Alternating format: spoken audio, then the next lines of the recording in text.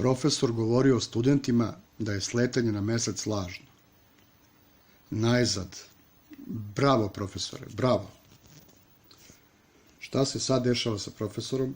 Pa naravno, protiv njega je pokrenuta istraga. Studentkinja Beni ga je ocinkarila. Svaki sistem na ovom svetu želi da ima drugare kao što je Beni i ja joj predviđam uspešnu karijeru u nekom od američkih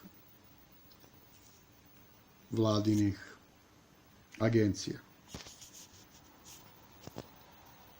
Još jedan put, profesore, svaka čast.